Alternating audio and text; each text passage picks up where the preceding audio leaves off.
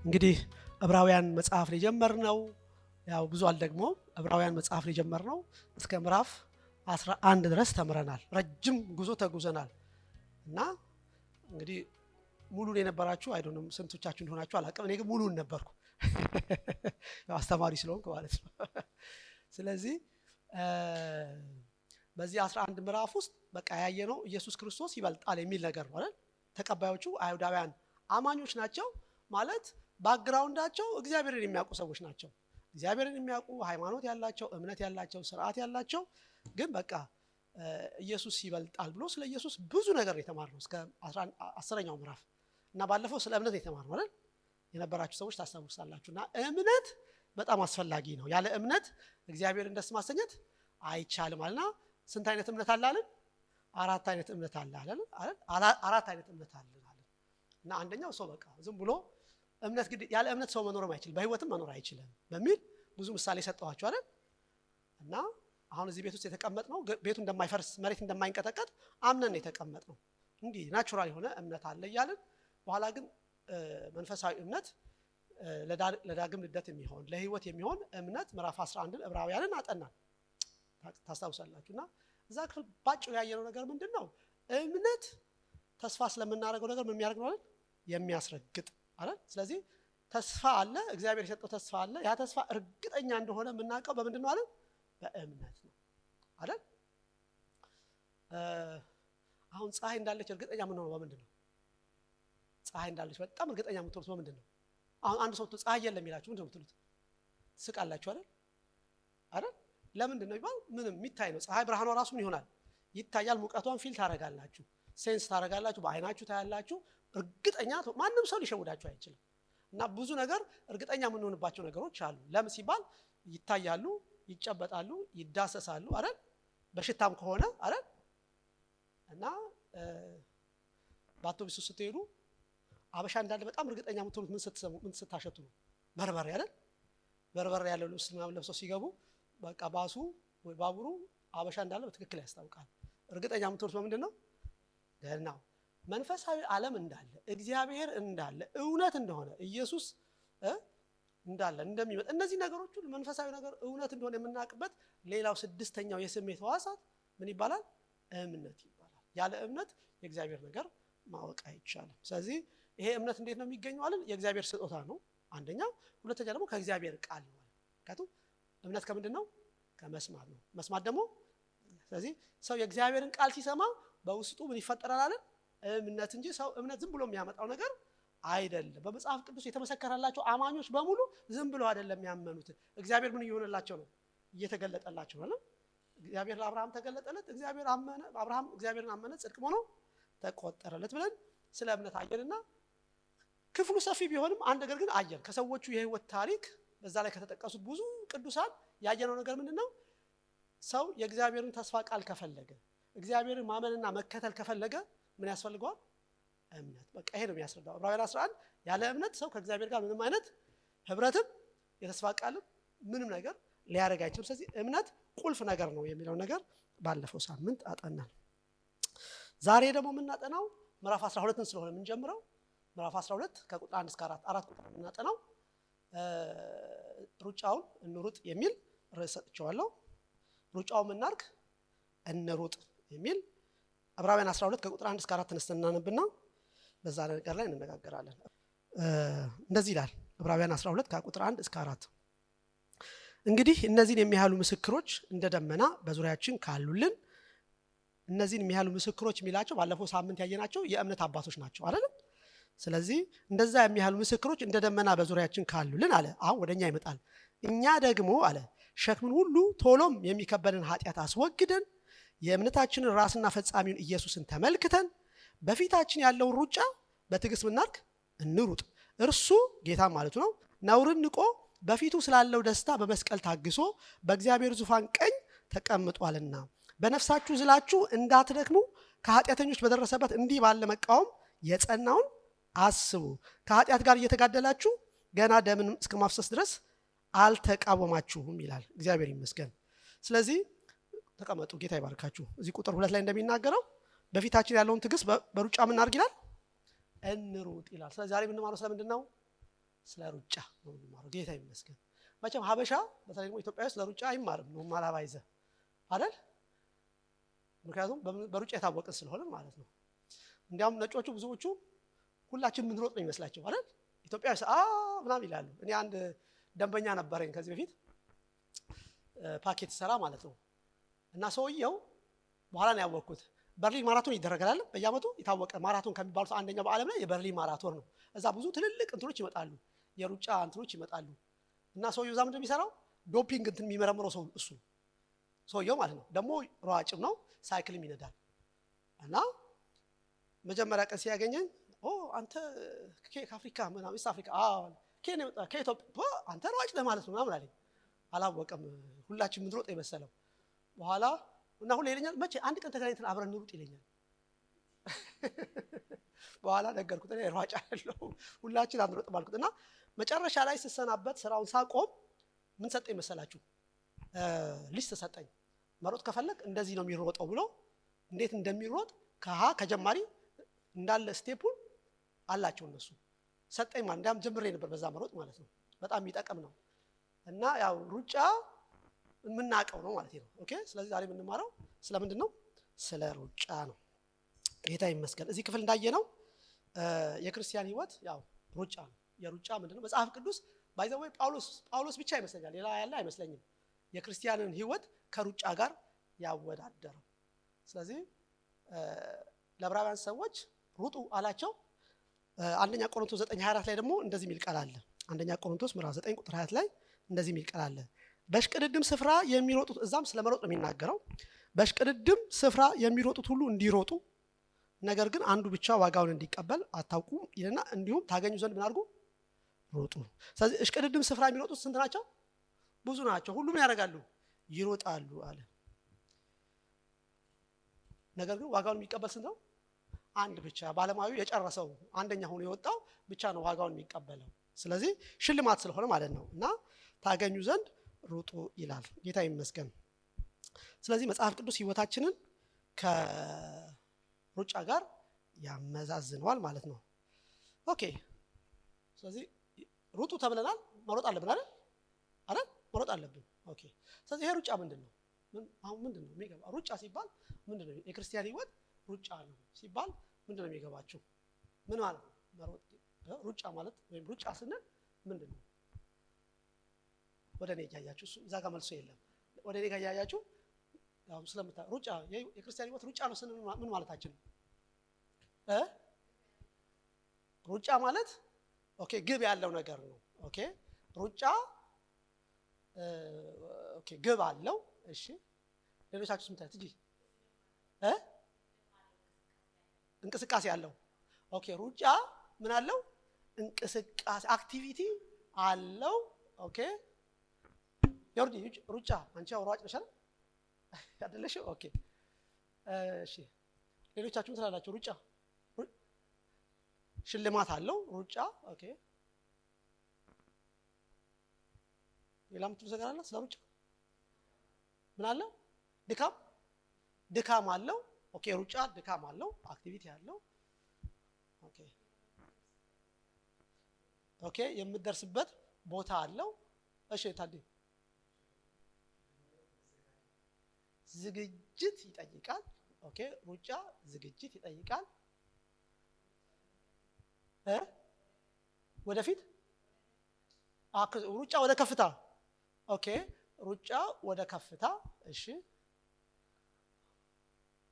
ሌላም ጨምራለ። ሩጫ ምንድነው? ሩጫ ማለት ምን ማለት ነው? የጊዜም ገደብ አለው። ምክንያቱም ማራቶን ከሆነ በኪሎ ሜትር በሰዓት ምናምን ይገደባል አይደል? ሩጫ ሲሆን ጊዜ ምን አለው? ሊኖረው ይችላል፣ ሊሚት አለው። እሺ ሰላምዬ ሩጫ ተስፋ አለበት፣ ያው አሸንፋለሁ ምናምን የሚል ሞቲቬሽን አለበት፣ ተስፋ አለበት። ኦኬ ሌላ ጌታ ይመስገን። እንግዲህ አሁን ሁሉ ያነሳነው ነገር ገብቷችኋል? ከሩጫ ጋር የተያያዙትን ነገሮች ነው አይደል? ለምሳሌ ሩጫ ሽልማት አለው። እዚህ ጋር ሽልማት ታገኙ ዘንድ ሩጡ ስለሚል፣ ስለዚህ የሮጠ ሰው ምን ያገኛል? ሽልማት አለው። እሱ ግቡ ነው አይደል? አክቲቪቲ አለው፣ ድካም አለበት። ቅድም እንዳላችሁት ብዙ እንቅስቃሴ ይፈልጋል፣ ሞቲቬሽን ይፈልጋል። ይሄ ደግሞ ሩጫውን ለመፈጸም ፕሮሰሱ አይደል ሂደቱ ወይም ግብአቶቹ ናቸው። ኦኬ እና ሩጫ በራሱ ግን ምንድነው ሲባል ምክንያቱም አሁን ወደኛ እናምጣው ወደ ክርስቲያን ህይወት እናምጣው። ኦኬ ስለዚህ ስለ ሩጫ ሲታሰብ ምንድነው እንዴት ነው የምንሮጠው? አሁን ክርስቲያን እንዴት ነው የሚሮጠው? ክርስቲያን እንዴት ነው የሚሮጠው ሲባል አሁን የተነገርናቸው ነገሮች በሙሉ አሉ። ከፊታችን ግብ አለን፣ የምናገኘው ነገር አለ፣ አክሊል። ይሄን አልናገርም፣ ባለፈው ተነግረናል ስለ ሽልማት አይደል? ሽልማቶች አሉ። ስለ ሽልማቶቹ እያየን እንሮጣለን። ድካም አለበት፣ ናቱርልሽ ድካም አለበት። በጣም የሚጠይቁ ነገሮች አሉ። ለዛ ነገር እናደርጋለን። ግን በራሱ ሩጫ ሲባል አሁን ወደ ክርስቲያን ስናመጣ ማለት ምንድነው ሩጫ ሲባል ጌታ ኢየሱስ ክርስቶስ አንድ ነገር ተናገረ አይደል? ዮሐንስ 14:6 ላይ ምን አለ? እኔ አለ ጌታ ሲናገር አይደል? እውነትና ህይወት ደግሞ ምንድነው? መንገድ ነኝ አለ። ኦኬ መንገድ ነኝ አለ ኢየሱስ ራሱ ሲገልጽ ማለት ነው። እኔ እውነት ህይወት ምንድነኝ? መንገድ ነኝ ብሎ ሲናገር እናያለን። ስለዚህ ሩጫ እዚህ ጋር ጽፌላችኋለሁ። ኦኬ ሩጫ በመንገድ ላይ የምንጓዘው ጉዞ ነው። የተወሰነ ነው አይደል? አሁን ቅድም ያነሳናቸው ሩጫ ዓላማ አለው፣ ድካም አለው፣ የሚጠይቀው ምናምን ነገር ነው። ራሱ በራሱ ሩጫ ግን ምንድነው ሲባል የተወሰነ ጉዞ ወይም የተወሰነ ምንድነው መንገድ ላይ የሚደረግ። አሁን ሩጫ አየር ላይ ነው የሚደረገው አይደል? የሆነ ቦታ ይመረጣል። በዓለም ላይ አይ ቲንክ የሚታወቁ የሩጫ ቦታዎች አሉ አይደል?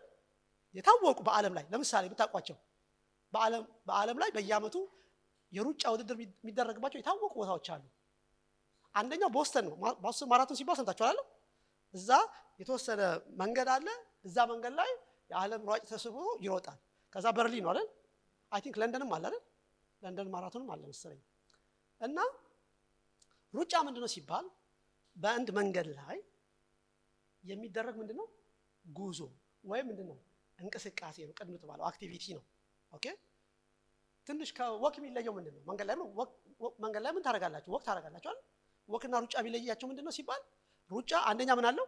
ፍጥነት አለው አይደል? ፍጥነት አለው፣ ዓላማ አለው፣ ሲል አለው። አሁን እንዳላችሁ ዝግጅትም አለው። ምክንያቱም ያንን ነገር ለመሮጥ በጣም ብዙ አይነት ዝግጅትን ይጠይቃል። ስለዚህ ኢየሱስ ክርስቶስ አሁን እንደ ክርስቲያን ማለት ነው ምንድነው የምንሮጠው ሲባል የምንሮጥበት መንገድ ራሱ ማን ነው? ክርስቶስ ነው። ለምን ሲባል እኔ ምንድነኝ አለ ጌታ ራሱ።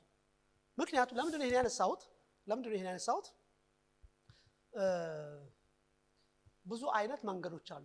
ሰው የሚሮጥባቸው መንገዶች አሉት። በተለያየ ሃይማኖት ሰው የየራሱ ምን ያልሆነ ግን እውነተኛ የሩጫ መንገድ ያልሆኑ ብዙ መንገዶች አሉ ሰዎች የሚሮጡባቸው። ገብቷችሁ? አንዳንዱ ሰው እውቀቱ ለራሱ የሩጫው መንደር ነው። ፍልስፍናው የተለያየ ሃይማኖት ለራሱ። ለክርስቲያን ግን ለኛ ግን እውነተኛው የምንሮጥበት መንገድ ማን ነው?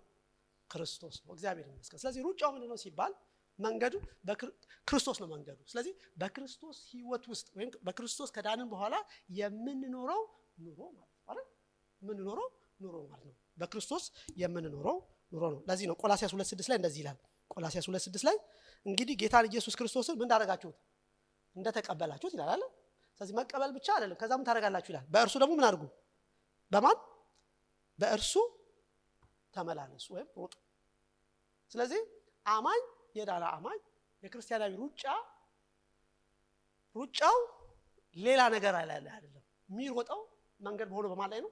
በክርስቶስ በተቀበለው በክርስቶስ ላይ ህይወቱን ኑሮውን የሚመራው ያው ሩጫ የተወሰነ ጉዞ ነው ብያችኋለሁ። የክርስቲያን በክርስቶስ ያለን ህይወትና ኑሮ እሱ ነው ምን የሚባለው? ሩጫ የሚባለው ማለት ነው። ስለዚህ ሩጫ ከክርስቶስ ውጭ የሚደረግ ልምምድ ሳይሆን በክርስቶስ ማንነት ውስጥ የመኖርና የመንቀሳቀስ ህይወት ነው። ስለዚህ ክርስቶስ መንገድም ሩጫው እርሱ ነው። እግዚአብሔር ይመስገን። እግዚአብሔር አሁን ስለ ሩጫ ስናወራ ስለ መንገዱ እናወራ አይደል? ስለ መንገድ እናወራ። እግዚአብሔር ሰዎች ከሱ ጋር እንዲገናኙበት የፈለገው መንገድ አንድ ነው አይደል? ከፍጥረት ጀምሮ ማለት ነው። ፍጥረት ከተፈጠረ ቀን ጀምሮ እግዚአብሔር ከሰው ጋር የሚገናኝበት መንገድ አንድ መንገድ ብቻ ነው ያለው። እና ብሉይ ኪዳን ሄዳችሁ ስታዩት ስለ መንገድ የሚያወራቸው ብዙ ጥቅሶች አሉ። በጣም የታወቀው ኢሳይያስ ላይ ያለው አይደል? ሐሳባችሁ እንደ ሐሳቤ አይደለም፣ መንገዳችሁ እንደ መንገዴ አይደለም። ምድር ከሰማይ ከፍ እንደሚል ወይም ሰማይ ከምድር ከፍ እንደሚል ሐሳባችሁ ከሐሳቤ መንገዳችሁ አያችሁ። የማን መንገድ? የሰው መንገድ አለ፣ የእግዚአብሔር መንገድ አለ። መጽሐፍ ቅዱስ ደጋግሞ ስለ እግዚአብሔር መንገድ ደጋግሞ የሚናገረው ነገር አለ። ስለዚህ ከዛ ፍጥረት ጀምራችሁ እስከ ራእይ ድረስ ብታዩ የእግዚአብሔር መንገድ አንድ ነው። እሱ ማን ነው? ክርስቶስ ነው። ለዚህ ነው ጌታ ምን አለ ቅድም በተናገረበት ክፍል ላይ እኔ መንገድ እውነት ሕይወት ነኝ አለና ከእኔ በቀር ወደ ማን ወደ አብ የሚመጣ ማንም የለም ማለት። ስለዚህ የምንሮጥበት መንገድ አይደል እግዚአብሔር ለኛ ያዘጋጀው መንገድ ክርስቶስ ብቻ ነው። ያለ ክርስቶስ እግዚአብሔር ሌላ መንገድ የለውም። 150 60 ምናምን አይነት መንገድ የለውም። ሰው በክርስቶስ ከሆነ በዚህ መንገድ ላይ ምን ማድረግ ይችላል? መሮጥ መራመድ ወይም መሮጥ ይችላል። ከክርስቶስ ውጭ ከሆነ ግን ሊሮጥ ይችላል፣ ሩጫው ግን ምን አይሆንም? አይቆጠርለትም። ምን ማለት ነው? ምን ማለት ነው? አሁን በርሊን ማራቶን እየተደረገ ሯጩ ተሳስቶ እዚህ መጥቶ ከለን ቢሮጥ እንደማለት ነው አይደል? ተሳስቶ መጥቶ ከለን ቢሮጥ ሮጧል እኮ ሰውየው አይሮጥም? ሮጧል። በህንፃዎች መካከል በምናምን አልፎ ሁሉ 42 ኪሎ ሜትር ሮጧል። ይቆጠራል? ለምን ነው አይቆጠርም ሲባል ሩጫ ያለት ነው። ስለዚህ ሰው ከእግዚአብሔር ጋር የሚገናኝበት መንገድ አንድ ብቻ ነው። እሱ ማን ነው? ክርስቶስ። ከክርስቶስ ውጭ ሰው የፈለገው ነገር ሊያደርግ ይችላል፣ እድሜ ሙሉ ሊጨርሰው ይችላል። ግን ባዶና ምንድነው? ከንቱ ነው። ከእግዚአብሔር ጋር አያገናኝም። እግዚአብሔር ይመስገን። ስለዚህ እኛ በክርስቶስ ያለን የምንሮጥበት መንገድ ማን ይባላል? ክርስቶስ ይባላል። እግዚአብሔር ለኛ ያዘጋጀው መንገድ እሱ ክርስቶስ ነው። ለምሳሌ አንድ ምሳሌ ወሰድኩት። ክርስቶስ ከመገለጡ በስጋ ከመምጣቱና ክርስቶስ በአዲስ ኪዳን ከመገለጡ በፊት በብሉይ ኪዳን እግዚአብሔር ከሕዝቡ ጋር እንዴት ይገናኝ ነበር ሲባል እንዴት? ምክንያቱም ክርስቶስ ስላልመጣ በምሳሌነት በጥላነት እግዚአብሔር ክርስቶስ መንገዱ እንደሆነ ያሳየባቸው ነገሮች ነበሩ። ለምሳሌ ማደሪያው ድንኳን። አሁን ማደሪያው ድንኳን ታውቃላችሁ አይደል? ሁላችሁም እናውቀዋለን። የማደሪያው ድንኳን ስንት ክፍል ነው ያለው? 3 ክፍል ነው ያለው አይደል? አንደኛው የውጭው አደባባይ ነው ማለት ሁሉ ሰው የሚሰበሰብበት ቦታ ነው። ከዛ ከውጭው አደባባይ ቀጥሎ ቅድስት አለ፣ ካህናቶች የሚገቡበት አይደል?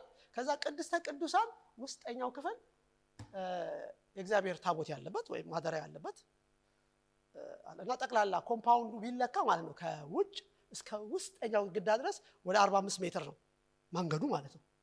ስለዚህ እዛ መንገድ ውስጥ ስታዩ የምታዩት ነገር ምንድነው? በእያንዳንዱ ላይ የተቀመጠው ነገር የክርስቶስ ምሳሌ ነው። ለምሳሌ በውጭው አደባባይ ስትመጡ መጀመሪያ የምታገኙት ነገር ለመግባት ራሱ እግዚአብሔር ወዳለበት ለመግባት መጀመሪያ ስትመጡ የምታገኙት ምንድነው? መሰዊያው ነው የምታገኙት። መሰዊያ ነው። ለምን? ደም ሳይፈስ ምን የለም?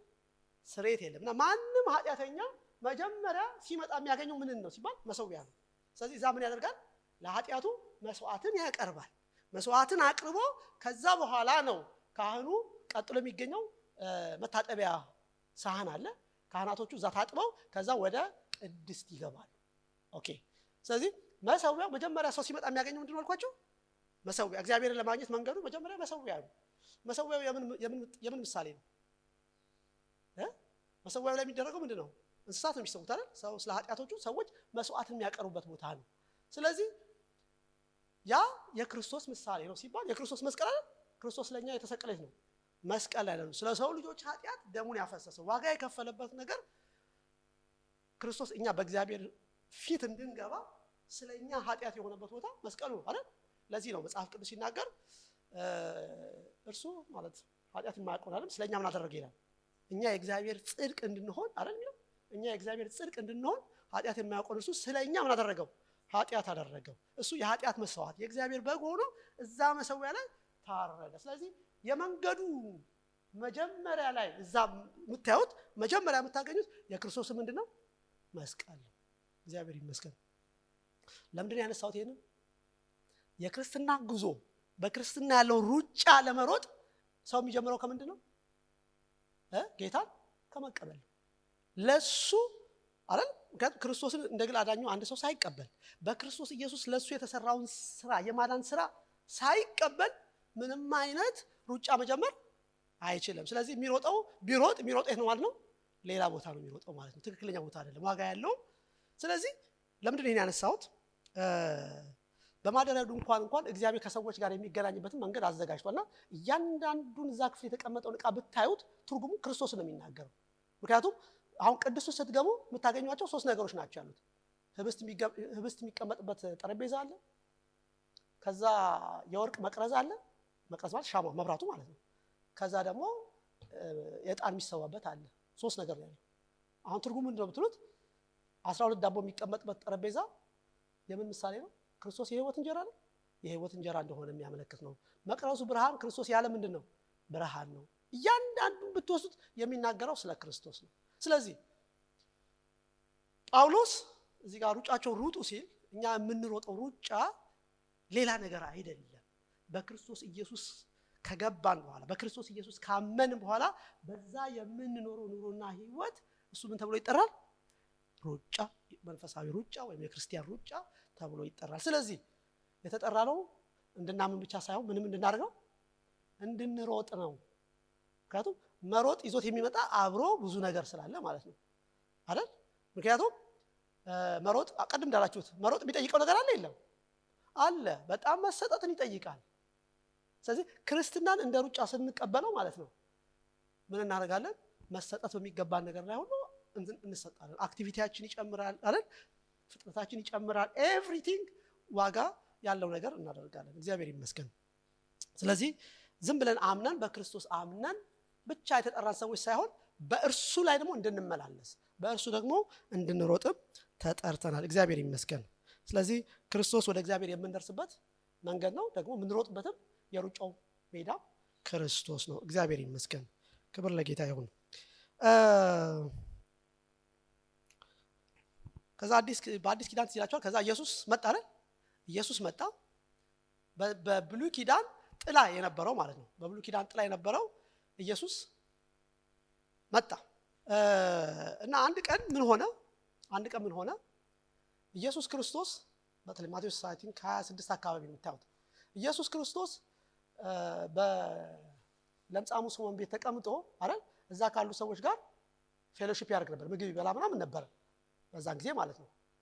እና በተቃራኒ ደግሞ በሃይማኖቱ ያሉ ሰዎች ኢየሱስን የሚቃወሙ ሰዎች ማለት ነው። እነሱ በቤተ መቅደስ ምን ያደርጋሉ? ያገለግላሉ፣ ያመልካሉ፣ ይጸልያሉ፣ ዕጣን መሰዊያ ምናምን ሁሉ ነገር ያቀርባሉ። ለማን ነው የሚያቀርቡት? ለእግዚአብሔር ነው የሚያቀርቡት። ምክንያቱም እግዚአብሔር በብሉይ ኪዳን የሰጠው መንገድ እሱ ስለነበረ። ግን ምንድን ነው የተሸወዱት? እግዚአብሔር እውነተኛው መንገድ አሁን ወደ ምድር ልኮታል፣ መጥቷል። ስለዚህ እግዚአብሔር ያለው አሁን የት ነው? በክርስቶስ እነ ስምዖን ቤት ነው ያለው። አያችሁ? ስለዚህ ያንን እግዚአብሔር በቃሉ በትእዛዙ የሰጠው ያ የራሱ ሃይማኖት ራሱ ጠላት ለምን ተጠቀመበት? እውነተኛው መንገድ እንዳያዩ ምን አደረጋቸው? ከዛ ነገር አወጣቸው። ስለዚህ እውነተኛው መንገድ እውነተኛው ወደ እግዚአብሔር የሚቀርቡበት ወይም የሚሮጡበት መንገድ ኢየሱስ ቢታንያ በስምዖን ቤት ተቀምጦ እነሱ የሃይማኖት ሰዎች በዛ በለመዱት ስርዓት ምን ያደርጉ ነበር? ይቀጥሉ ነበር። ስለዚህ ለምንድን ነው ያነሳሁት ይሄን ነገር? ሁል ጊዜ አንድ ነገር ስለለመን ነው ብቻ አይደለም የምናደርገው፣ ወይም ሰዎች ስላደረጉት ብቻ አይደለም ማድረግ ያለብን አይደል? ክርስቶስ አለበት ወይስ የለበት? ምክንያቱም ክርስቶስ ካለበት ወደ ማን ነው የሚያደርሰን? ወደ ማን ያደርሰናል? ወደ እግዚአብሔር። አምልኮም ቢሆን ማለት ነው አይደል? አገልግሎት ቢሆን፣ ጸሎት ቢሆን፣ ኤቭሪቲንግ ዋት ዊ ዱ የምናደርገው ክርስቶስ ካለበት እርግጠኛ ነን ወደ ማን ነው የሚያደርሰን? ገናው። ክርስቶስ ከሌለበት ግን ሰው ከሆነ ያለበት ሃይማኖትም ይሁን ምንም ነገር ይሁን ገብታችኋል? ክርስቶስ ከሌለበት የሚያደርሰን ወደ ጥፋት እንጂ ወደ ህይወት አይደለም። እግዚአብሔር ይመስገን። ስለዚህ ክርስቶስ መንገድ ነው ስንል ስለዚህ እዚህ ጋር እንዲጻፍኩትን ላንብብላችሁ። ክርስቶስ መንገድ ብቻ ሳይሆን ቅድም እንደተናገረው እኔም ህይወት ነኝ ብሏል አይደል? መንገድም ህይወትም ነው። ስለዚህ አንድ ሰው በራሱ ጥረትና ስጋዊ ጉልበት የክርስትናን ሩጫ ሊሮጠው አይችልም። ይደክማል፣ ይወድቃል። ሩጫው ራሱ ክርስቶስ ነው። በእኛ ውስጥ የሚሮጠው የሚጸናውና ኃይል የሚሆነን በእኛ ውስጥ የሚኖረው የክርስቶስ ህይወት መንፈስ ቅዱስ ስለሆነ ነው። የሩጫው ጉልበትና ህይወት ክርስቶስ ነው። የኛ ድርሻ ከጌታ ጋር የሚተባበር አንድ መንፈስ ነው እንደሚል መተባበር ነው። እግዚአብሔር ይመስገን። ስለዚህ እንደ ክርስቲያን መዳን ብቻ አይደለም የተሰጠን፣ የምንኖርበትም ጉልበት የምንኖርበትም ህይወት ምን ተደርጎናል?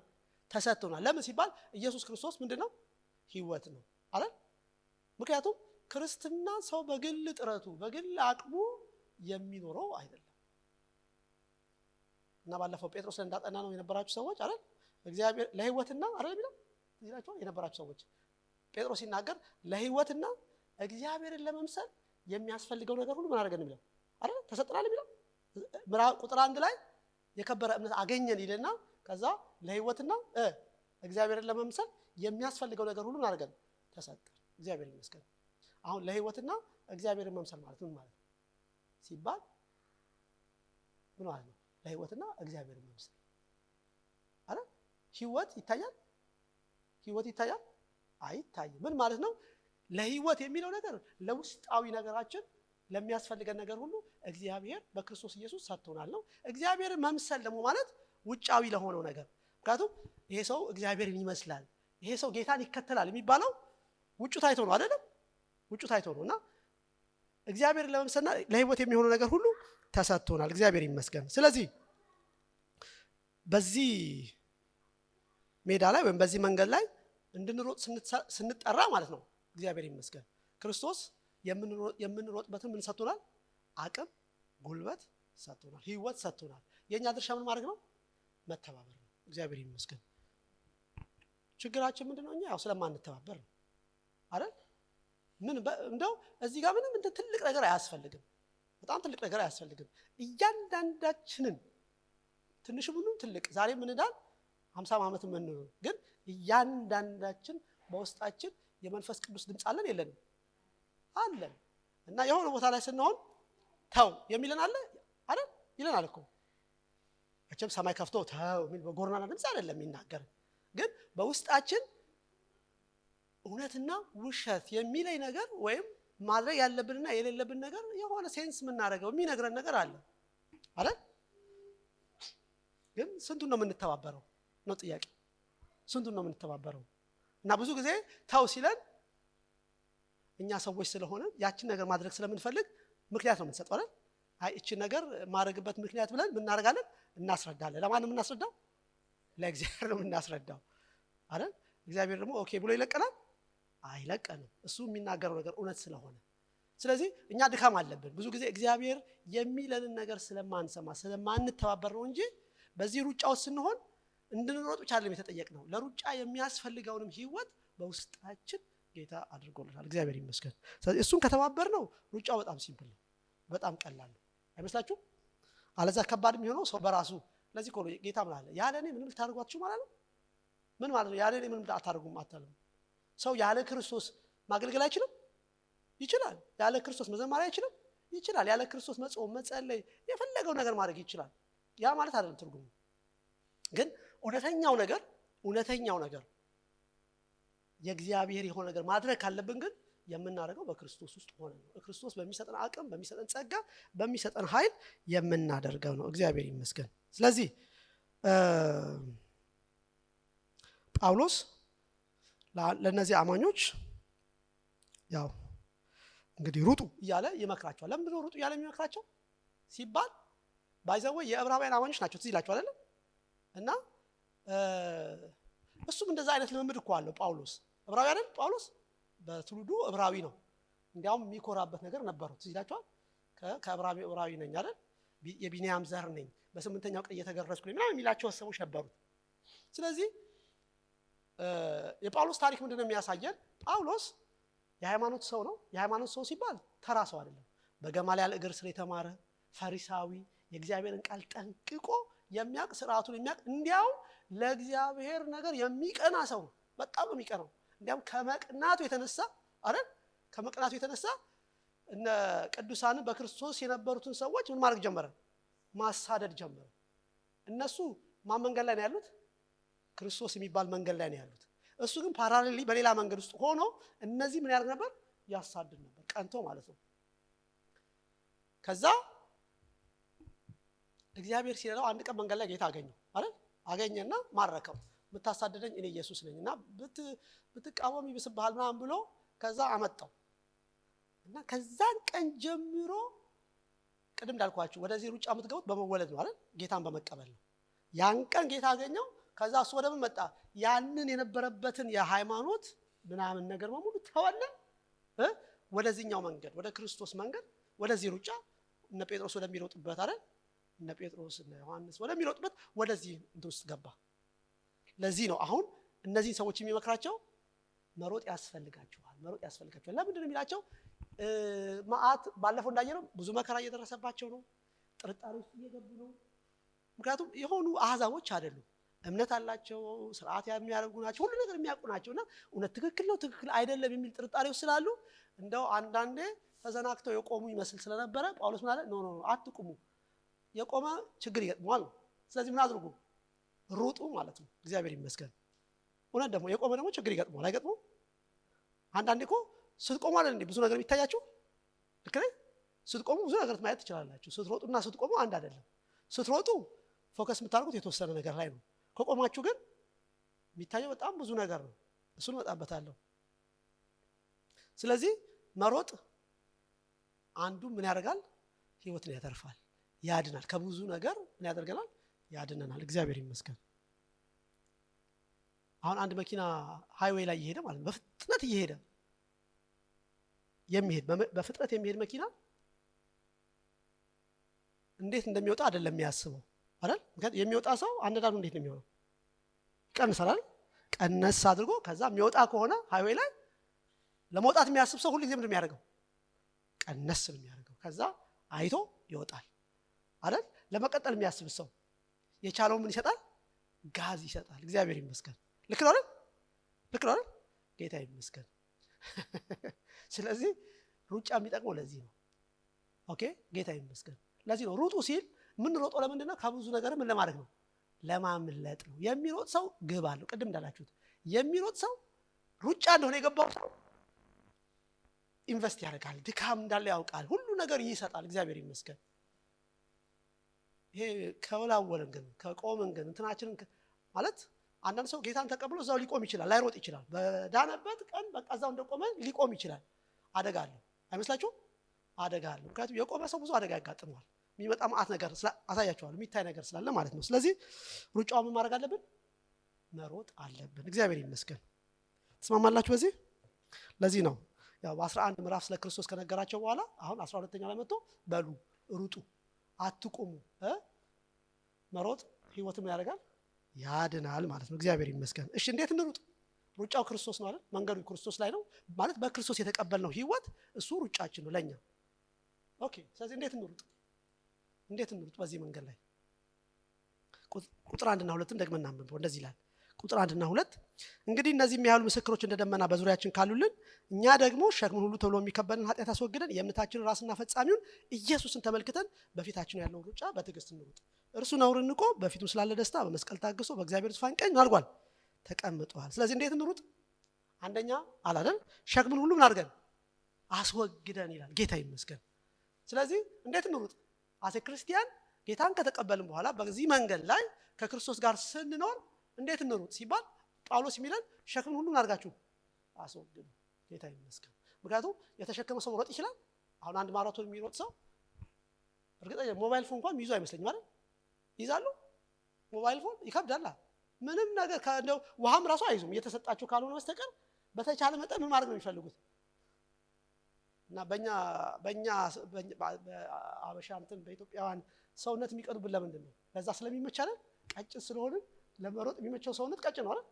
ስለዚህ ሸክም ሁሉ ጊዜ ለሩጫ ምን አይሆንም?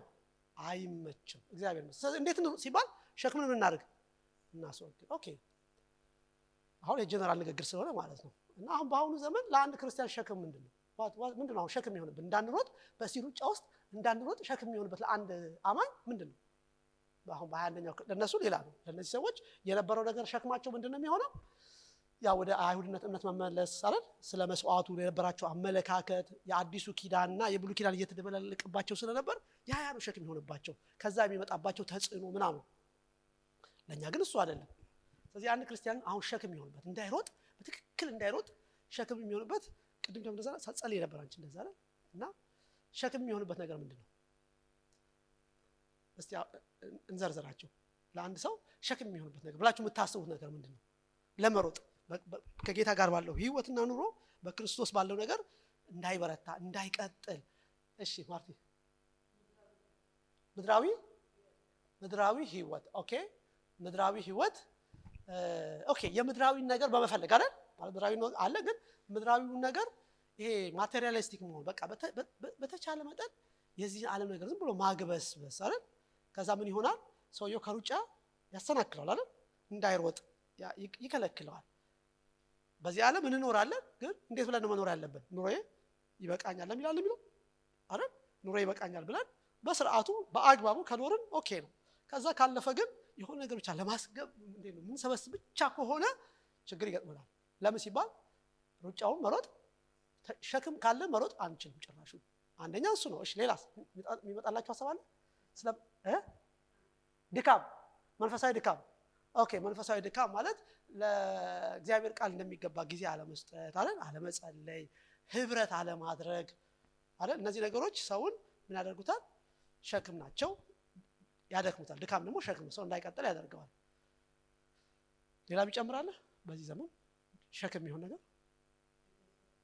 ቤተሰብ ኦኬ ትዳር ልጅ ኦኬ ማለት እንደዚህ ነው ሰደው ከክርስቶስ በላይ ያደረግናቸው ነገሮች አይደል አንድ ነገር ከክርስቶስ በላይ ካደረግነው እውነት ነው ሸክም ይሆናል አይሆንም ይሆናል ደግሞ እውነት ነው ስለ አገልግሎት ሲናገር ጳውሎስ ምን አለ ባገባና ባላገባ ሰው መካከል ያለው ልዩነት ሲናገር አይደል እና ያላገባ ሰው ማንን ነው የሚያስደስተው ጌታውን ነው የሚያስደስተው አለ ያገባ ሰው ግን የሚያስደስተው ማን ነው ሚስቱን ነው አለ እና እውነት ነው ግን አናግባ ማለት አይደለም ግን ፕራዮሪቲው ምን ማድረግ ያስፈልጋል ማስተካከል ያስፈልጋል እግዚአብሔር ይመስገን ምክንያቱም እኛ ክርስቲያኖች ስለሆነ በጋብቻ ውስጥ ቢሆን ሰው ፕራዮሪቲ መስጠት ያለበት ለማን ነው አይ ቲንክ ሚስቶችም ይሄን ይረዳሉ አይደል ጌታ ይመስገን ጌታ ይባርካችሁ ጌታ ይመስገን ሌላ የሚታያችሁ ነገር አለ ሸክም ነገር ገንዘብ ኦኬ ገንዘብ ያው ገንዘብን የመውደድ አይደል ገንዘብን የመውደድና የመፈለግ ነገር እሱ ይታሰብበት ጥሩ ነው ጌታ ይመስገን ምክንያቱም ምን ኖሮ አጭር ጊዜ ነው ማን ነው ቀደም ያለው ኮርሱ ሊሚትድ ነው አይደል ኮርሱ ሊሚትድ ነው እና በዚህ ሊሚትድ ጊዜ ውስጥ የፈለግነውን ገንዘብ ሰበስብ ይዘነው አንሄድም አይደል ዘላለማዊ አይደለም የሰው ደስታ በሀብቱ ብዛት ወይም ህይወቱ በሀብቱ ብዛት አይደለም የሚገባን ነገር ካገኘን ለእግዚአብሔርና ለቤቱ ደግሞ ጊዜ መስጠት እንድንሮጥ ያደርገናል ማለት ነው ጌታ ይመስገን ክብር ለጌታ ይሁን ያ ብዙ ነገሮች አሉ እና ኢቭን አሁን ይሄ መጣው የዲጂታል እንትን ራሱ አይደል ሸክም አይደል የዲጂታል እንትን ሸክም አይደል መጥፎ አይደለም ኃጢአት አይደለም አሁን ቲክቶክም በሉት ፌስቡክም ዩቲዩብም መጥፎ አይደል ኃጢአት አይደለም ግን ችግሩ ምንድነው አንዳንዴ አጠቃቀሙን ካላወቀን በቃ ሸክም ይሆንብናል ለእግዚአብሔር የምንሰጠውን ጊዜ ለቅዱሳን የምንሰጠውን ጊዜ ለቸርች የምንሰጠውን ጊዜ ለቤተሰብ የምንሰጠውን ጊዜ ምን ያደርግብናል ይሰርቃል አይሰርቅም ይሰርቃል እና እንደዛ ሆነ መሮጥ በቃ ሩጫ መሮጥ አንችልም ያደክማል በጣም ያደክማል ምክንያቱም ማንጸልይ ከሆነ ማናነብ ከሆነ ያው ቀደም እንዳለችው ምህረት እንዳለችው ድካም ይሆናል ማለት ነው ስለዚህ ሸክምን ለማስወገድ እሱንም ሴትል ማድረግ ያስፈልጋል እንዴት እንደምንጠቀም መቼ እንደምንጠቀም አይደል እና ካስፈለገ ደግሞ ማስወገድም ይቻላል ከአቅም በላይ ከሆነብን ማለት ነው ማንችለው ከሆነ ማስወገድ ይቻላል ስለዚህ እነዚህ አይነት ነገሮች በጣም ሸክም ይሆናሉ ሌላው ለምሳሌ ሰው በቤተክርስቲያን ሊሆን ይችላል በሰው ሊሆን ይችላል በሽማግሌ ይሆናል በማንም ሰው ቅሬታ ሊኖርብን ይችላል አይደል ለሆነ ነገር ሆነን ተጋጭተን ቅሬታ ሊኖርብን ይችላል እንደ እግዚአብሔር ቃል ግን ምን ማድረግ አለበት ቶሎ ፈተን ጉዟችንን ምን ማድረግ አለብን መቀጠል አለ እንዲህ አይነት ነገር ውስጣችን ከተቀመጠና ካልፈታ ነው ግን ምን ይሆንብናል ሸክም ይሆናልና መሮጥ አንችልም እንደሚገባ መሮጥ አንችልም እግዚአብሔር ይመስገን ስለዚህ እንዴት እንሮጥ ሲባል ሸክምን ሁሉም አድርገን አስወግደን እንዳንዘረጋ ለጌታ ጊዜ እንዳንሰጥ ለጌታ እንዳንኖር ከሚከለክለን ነገር ሁሉ ራሳችንን ማድረግ አለብን መለየት መቻል አለብን እግዚአብሔር ይመስገን ሁለተኛ ቶሎ የሚከበደን ኃጢአት ማድረግ አስወግደን ዝቅ ብሎ እንዲያው ምን ይላል እሱ ነውሩን ሁሉ ንቆ በፊቱም ስላለው ደስታ በመስቀል ታግሶ ይላል አይደል አንድ ላይ አረኩት እሱ ስለዚህ ቶሎ የሚከባ ኃጢአትም እናደርጋለን እናስወግዳለን እግዚአብሔር ይመስገን አይደል ስለዚህ ይሄኛው ኃጢአት እንዴት ነው የሚከበው ቶሎ ነው የሚከበው ማለት ነው ኦኬ ቶሎ የሚከበን ነገር አለ ቶሎ የሚመጣ ነገር አለና እንደሱ አይነት ማድረግ መቻል አለብን ማስወገድ መቻል አለብን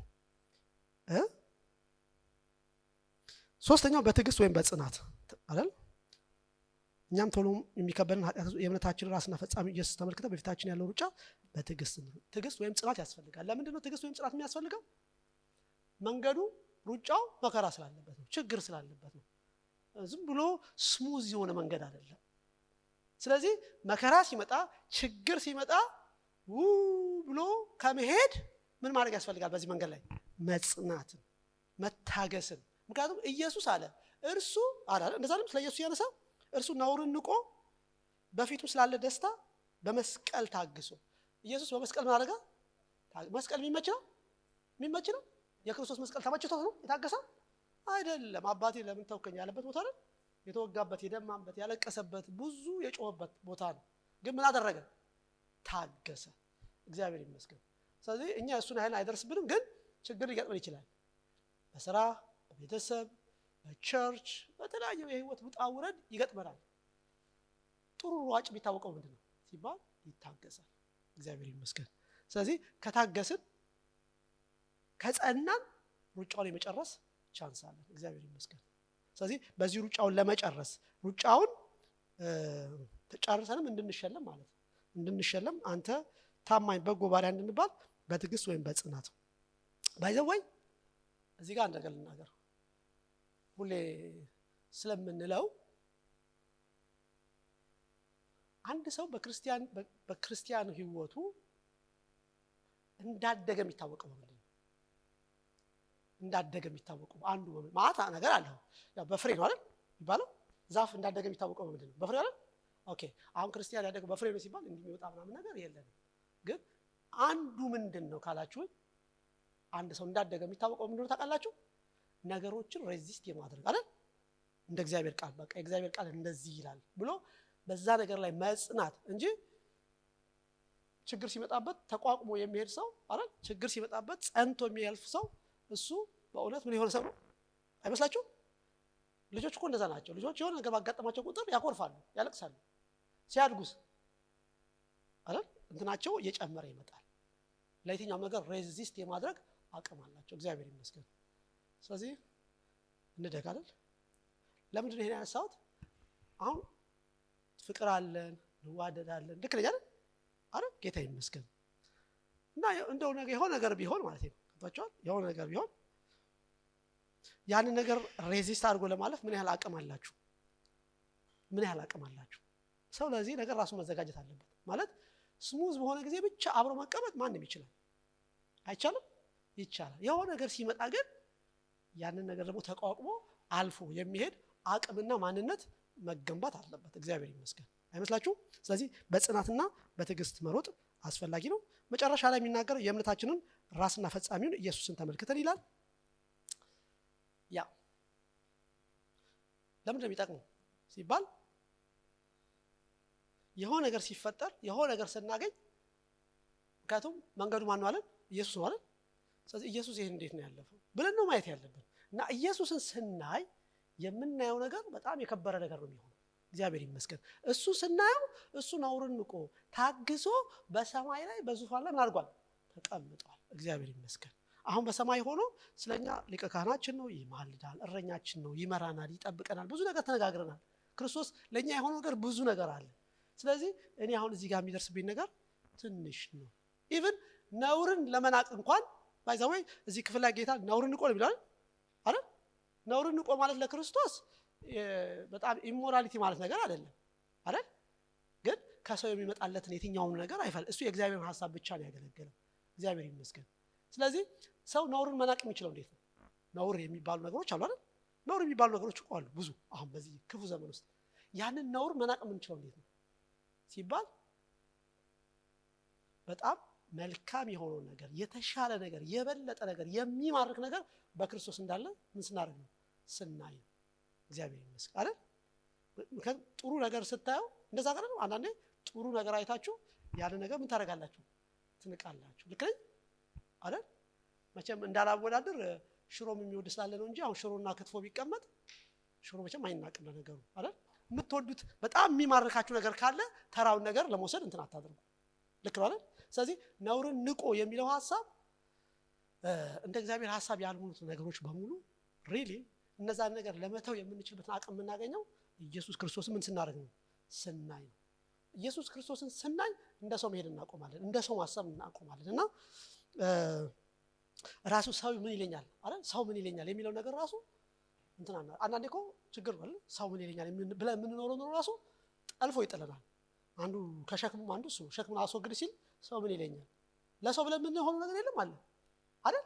አለ እኮ ለሰው ብለን የምንሆናቸው ነገሮች አሉ። አይ እሱ ከሚከፋው ብለን የእግዚአብሔር ነገር ደፍጥጠን የምንሄድበት ነገር አለ። እግዚአብሔር ይቅር ይበላል እኔንም ማለት ነው። ግን ሲገባን ኢየሱስን ስናይ ሰው ቦታ አለው። በቃ ለሰው የምንሰጠው ቦታ የተወሰነ። በእግዚአብሔር ነገር ከመጣብን የሰውን ነገር ወደኋላ አንተ አናስቀድም። እግዚአብሔር ይመስገን። ስለዚህ የእምነታችን ራስና ፈጻሚውን ኢየሱስን ተመልክተን ይላል። ጌታ ይመስገን። በቃ ልጨርስ አይደል? ልጨርስ አንድ ቃል ነገርና ልጨርስ። ራሱ ጳውሎስ ስለ ሩጫ ያስተማረ ሰው አይደል? እሱ ብቻ ነው ያስተማረው ብያችኋለሁ አይደል? እሱ ብቻ ነው ያስተማረው።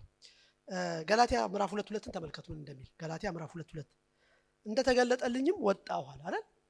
ይሄ አዲስ ሆኖ ጌታ ጌታ የተገለጠለት ጊዜ ነው። ጌታ ሲገለጥለት አዲስ ሆኖ ወደ ጌታ ሲመጣ ያደረገው ነገር ምንድነው? ምናልባት በከንቱም እንዳልሮጥ ወይም በከንቱ ሮጬ እንዳልሆን በአሕዛብ መካከል የምሰብከው ወንጌል አስታወቅኳቸው። ዋኖች ግን መስለው ለሚታዩ ለብቻቸው አስታወቅኳቸው። ስለዚህ ጳውሎስ ሩጫውን የጀመረው መቼ ነው? እንደተገለጠለት ጌታን እንደገባው እንዳየ ቀጥታ ምን ውስጥ ገባ? ሩጫ ውስጥ ገባ። እግዚአብሔር ይመስገን። ከዛ አንደኛ ቆሮንቶስ 9:26-27 ስትመለከቱ ስለዚህ እኔ ያለ ሐሳብ እንደሚሮጥ ሁሉ እንዲሁ አልሮጥም፣ ነፋስ እንደሚጎስም እንዲሁ አልጋደልም። ነገር ግን ለሌሎች ከሰበኩ በኋላ ራሴ የተጣልኩ እንዳልሆን ስጋዬን እየጎሰምኩ አስገዛዋለሁ አለ። ስለዚህ ያለ ሐሳብ እንደሚሮጥ ሁሉ እንዲሁ ደግሞ ምን አላደርግም? አልሮጥም። ቆይቶ ሩጫውን የጀመረው ገና እንደተገለጠለት ነው። በመሃል ግን ቆየና እኔ ዝም ብዬ አይደለም የምሮጠው፣ በከንቱ አይደለም የምሮጠው አይደለም። ምክንያቱም የምጠብቀው ነገር ስላለ ሽልማት ስላለ ስጋዬን እየገዛው አስገዛዋለሁ አለ። ፊልጵስዩስ 3 ላይ እንዲያው ምን ይላል?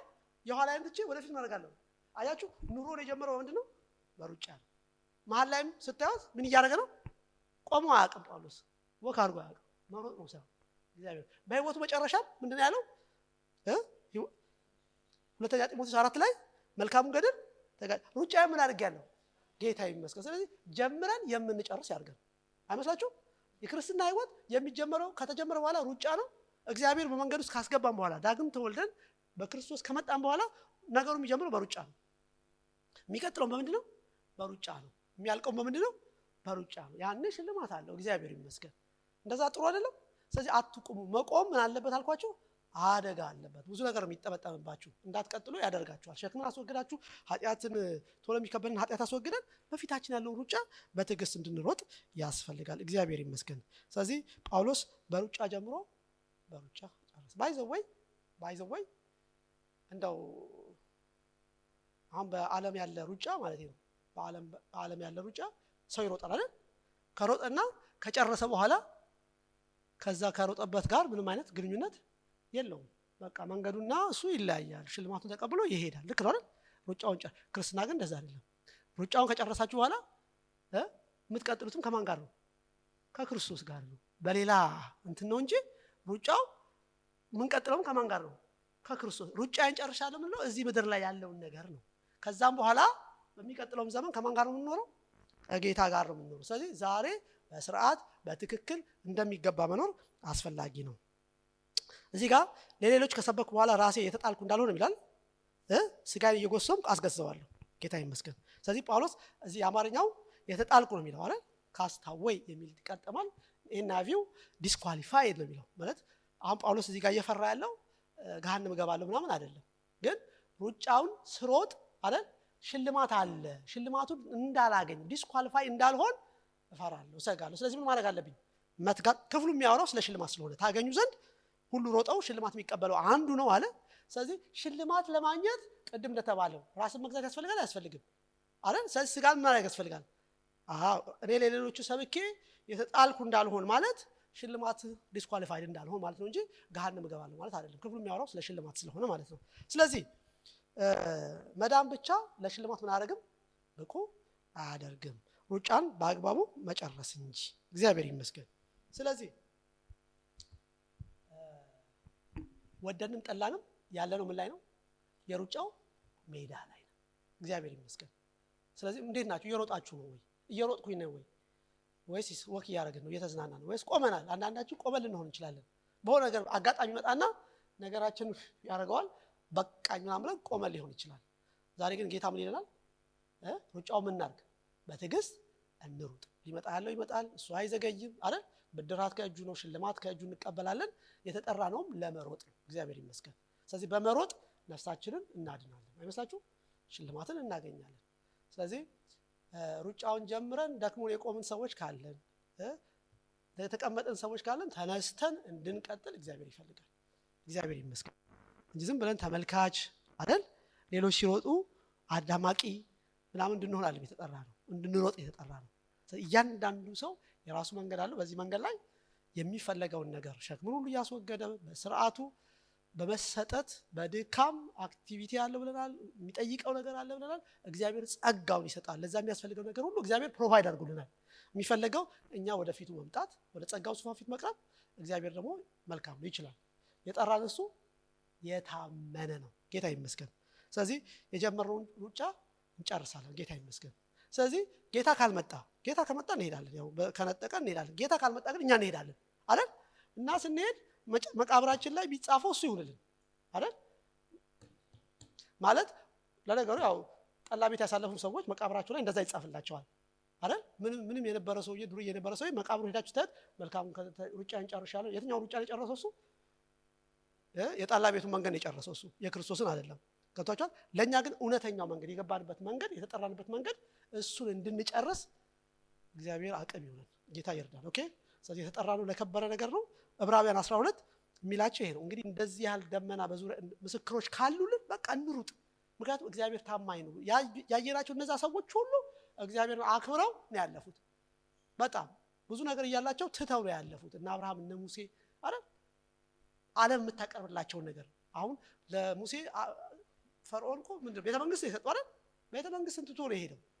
ዓለም የምትሰጠን ነገር ንቀን ከሄድን ዋጋችን ትልቅ ነው። እሺ፣ ጌታ ደግሞ ይረዳናል። ጌታ ይመስገን። ጌታ ይባርካችሁ። ስለዚህ እንሩጥ ማለት ነው። ክብር ለጌታ ይሁን። ጨርሻለሁ።